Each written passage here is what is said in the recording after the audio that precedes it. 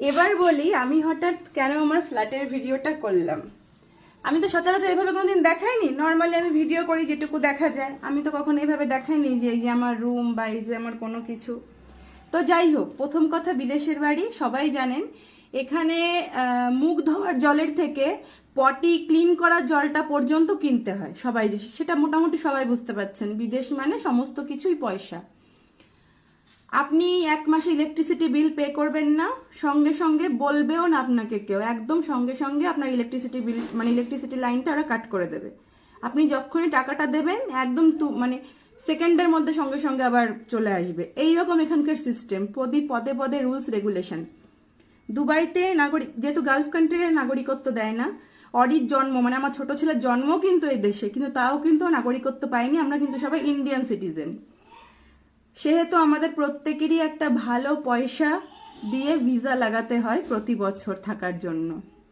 আর চিকিৎসা সে আর কি বলবো, যাদের হাজবেন্ডরা চাকরি করে বা যেসব মহিলারা চাকরি করছেন তারা বুঝবে না, কারণ তাদের কোম্পানি সব ইন্স্যুরেন্স বহন করে, কিন্তু আমাদের ক্ষেত্রে তা না। আমাদের সমস্ত কিছুই আমাদের পে করতে হয়, যা কিছু বাচ্চাদের শরীর খারাপ হলে ডাক্তার, বাকি আমার প্রেগনেন্সিতে আমার ডাক্তার দেখানো, আমার ডেলিভারি, A to Z খরচা আমাদেরই পে করতে হয়েছে।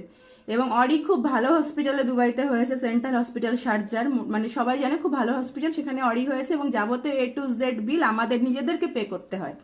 আদের স্কুলের ক্ষেত্রে সমস্ত কিছু আমাদের নিজেদেরকে করতে হয়। এখানে আমরা কোনো কোম্পানির মাধ্যমে থাকি না আর কোনো কিছু না, আমাদের নিজেদের কোম্পানি, নিজেদের সব কিছু, ওই জন্য যা কিছু আমাদেরকে বিয়ার করতে হয়, অন্য কেউ কিন্তু করে না। তো আমি কেন ভিডিওটা করলাম, আর বিদেশ মানে কতটা এক্সপেন্সিভ সবাই বুঝতে পারছেন, যে কোনো জিনিস কিনতে গেলে, শাক সবজি মাছ মাংস ডিম A to Z জিনিস। তো ভিডিওটা কেন করলাম সেটাও বলি।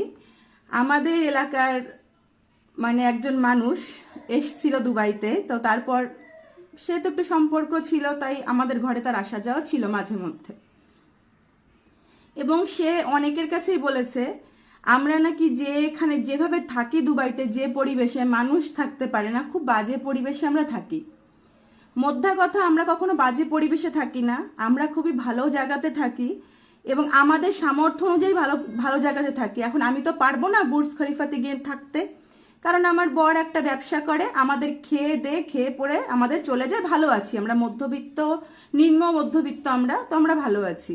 তো আমাদের ওরকম ফুটানি নেই যে আমরা বুর্জ খলিফায় থাকতে পারবো, ঠিক আছে, চাইলেও পারবো না, চাইও না, আমরা ভালো আছি। তো পুরোটা কমপ্লিট হলো না, পরের ভিডিওটা আবার বলছি, ভিডিওগুলো সবাই একটু দেখবেন, আমি কথাগুলো কেন বলছি তাহলে বুঝতে পারবেন মানুষের রং কতটা হয়।